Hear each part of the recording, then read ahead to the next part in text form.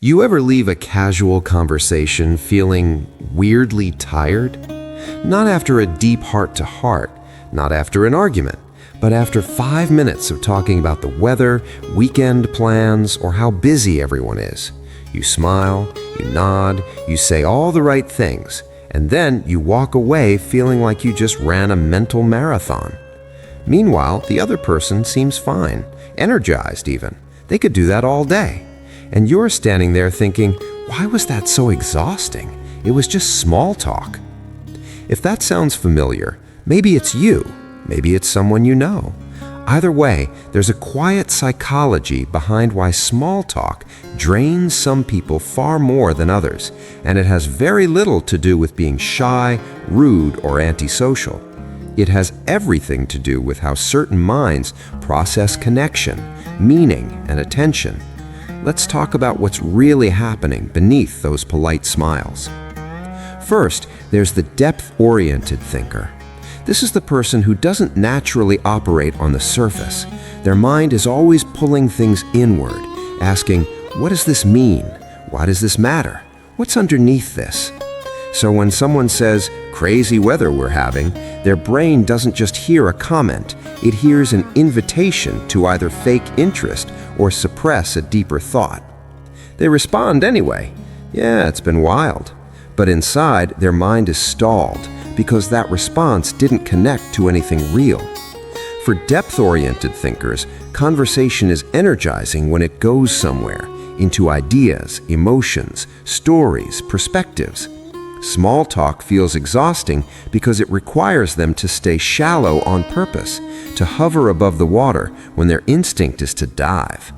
If you're this type, you might notice that an hour-long conversation about something meaningful can leave you energized, while 5 minutes of polite chatter leaves you drained. It's not the talking, it's the lack of depth. Then there's the hyper-aware social scanner.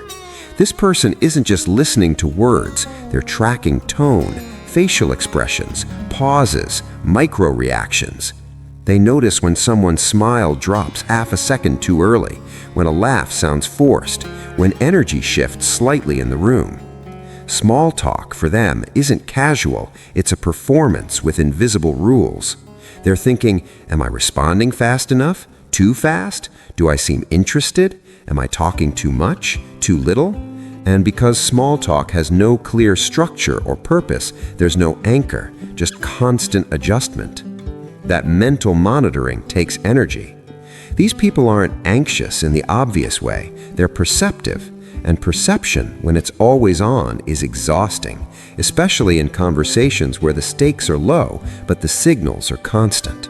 If you feel tired after small talk, but can be fully present in deeper conversations, you might be scanning more than you realize.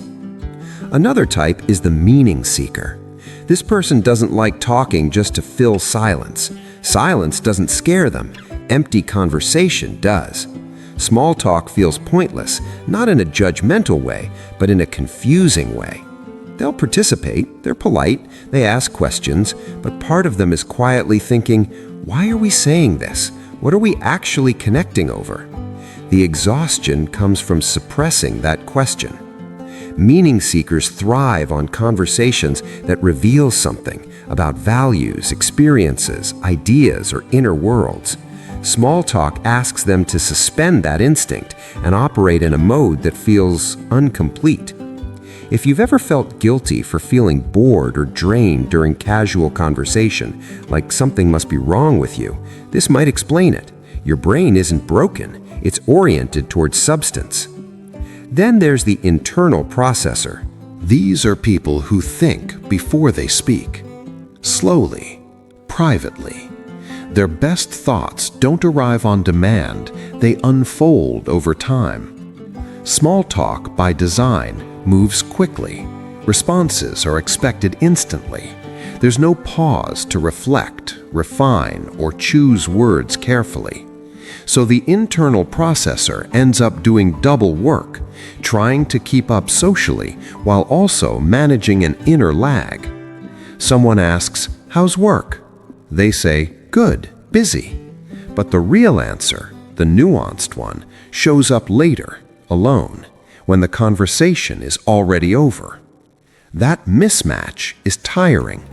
For internal processors, small talk feels like constantly speaking before you're ready, and doing that repeatedly creates mental fatigue. Alone, their thoughts flow naturally.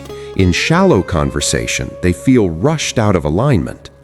If you often replay conversations later and think, "That's what I should have said," this might be you. Then there's the emotional attuner. This person feels responsible for the emotional temperature of the room. They're the one smoothing awkward moments, matching energy, making others comfortable. Small talk becomes a form of emotional labor. They laugh when expected, ask follow-up questions, react appropriately, all while quietly monitoring how the other person feels. They don't realize how much they're giving until they stop. For emotional attuners, small talk isn't neutral. It's work, subtle work, invisible work. And because it's socially rewarded, they keep doing it without noticing the cost. If you've ever felt relief, not disappointment, when casual plans get canceled, this could be why. You weren't avoiding people, you were recovering energy. Now, here's the part most people miss. Small talk isn't exhausting because it's meaningless. It's exhausting because it demands a specific kind of mental flexibility, a willingness to stay light, responsive, socially tuned, and emotionally regulated, without depth, without pause, without payoff. Some minds are built for that, others aren't, and neither is better. People who enjoy small talk often gain energy from social rhythm, from flow, from shared familiarity. People who find it exhausting tend to gain energy from clarity, depth, or authenticity. The problem happens when one is mistaken for the other, when exhaustion is interpreted as social failure, when preference is mistaken for deficiency. Feeling drained by small talk doesn't mean you dislike people. It doesn't mean you're awkward. It doesn't mean you lack social skills. It often means your mind is doing more than the situation requires. So the real question isn't, why am I bad at small talk? It's, what kind of conversation actually nourishes me? Which type did you recognize yourself in? Maybe more than one. Most people are a blend. And if this kind of quiet psychology resonates, if you enjoy understanding the hidden patterns behind everyday behavior, then you're not alone here. This channel is about noticing what others rush past and making sense of the inner experiences people rarely talk about. If you want more reflections like this, consider subscribing. And if you're feeling reflective, tell me in the comments what kind of conversations give you energy and which ones take it away.